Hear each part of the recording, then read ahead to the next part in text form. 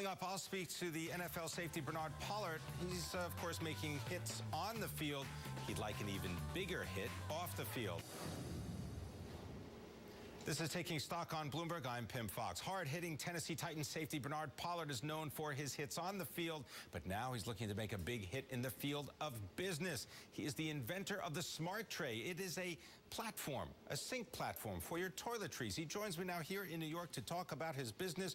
Bernard, let's do the business first. I know everyone's going to want to know about your football career, but I got to say, I was looking at this device. Where did you come up with the idea that as you travel in hotels around the world, you need a little tray. You need some help in order to organize all the stuff that you cart with you? Well, you know, it was when I was in Baltimore.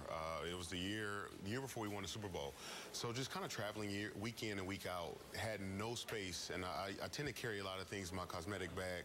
A lot of the guys messed me about it, but, you know, I had no space. I mean, we would be surprised if we looked in that cosmetic bag what there would be. You would be surprised, but never had any space, so I wanted to go ahead and come up with something and started sketching things out and ended up with the tray. Okay, but I mean, so you sketch something out, you tell yourself, all right, I need something, I'm going to be able to make it portable. What's your first step? Who do you talk to? How do you get it actually made into a prototype to even test it? Well, first and foremost, you know, when I sketched it out, you know, it didn't look the part. It looked like a urinal that he used in hospitals for pee or whatever, but so I ended up having to hire an artist, and so he came in. Well, that's good, because the other one certainly doesn't seem maybe it would work. Exactly. So I hired an artist. He came in, drew some things up, about 4 mock-ups. We finally came up with what we liked and went on to the process of getting the prototypes, and after the prototypes, started filing for the patents and for the tooling. Now, did you test this out? I mean, did you give it to your teammates? Did you say, hey, look, guys, you know, I'm going into the tray business? Well, you know what? I actually sent it to a couple hospitals. So really? To hospitals? Okay. Exactly. Just allow them to be able to see it, just to be able to use it. They wouldn't be able to use it with the patients, obviously, because of the bacteria and everything else being transferred in the hospitals. But they looked at it. A couple nurses liked it. And so we just went ahead and went with it. And obviously, being in college and in the pros, in our dorms, we had pedestal sinks everywhere. Right, so there you go. That's a good connection. Now we can talk about your football career right now. We were talking before you came on that, well, you are recognized as being one of the most dynamic and hardest hitting players in the NFL, and one of the biggest topics in the NFL, of course, is concussions. Tell me what you think. What's going on? Well, like we talk, you know, the only way you're going to take that away is if I think you put leather helmets on or leather hats, because they would no longer be helmets, but take the shoulder pads off. You know, a lot of times it's not even the helmet-to-helmet contacts. It's the contact when the player goes down on the ground.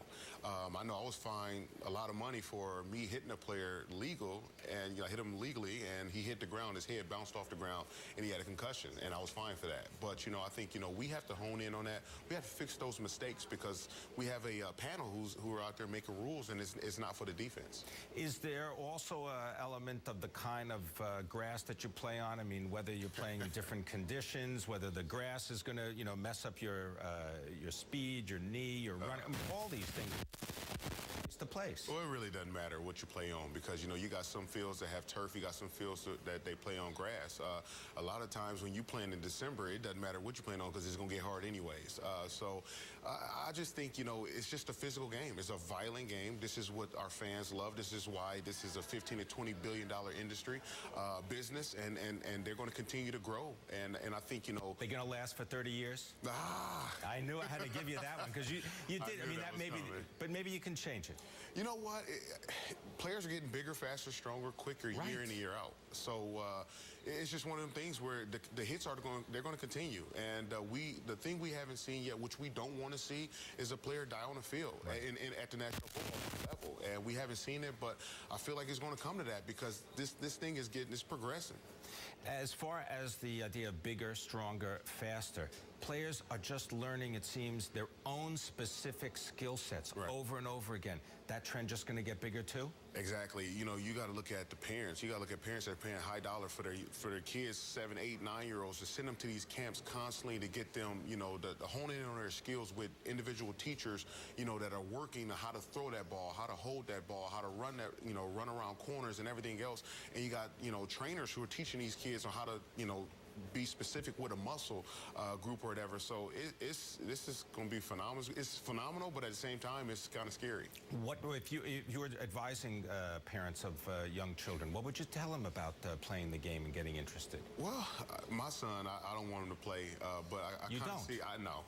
I will not allow him to play. I think when he get to high school, allow him to make that decision for himself or whatever. But as of right now, he plays flag. I let him play flag. But as far as contact, no contact at all. But for the parents, like we talk, your mothers, your fathers, they got to see you go through those injuries. I've been injured. That's right. Thank God it haven't been anything to the extent of keeping me out. But I've seen parents have to go through that with their kids, where they have torn ACLs or concussions or long-term issues, after they play the game, and I don't want to see that with my children. I want to thank you very much for spending time with me. Thank I'm you going to for go check out those trays. All right, Tennessee Titans safety, Bernard Pollard. All right.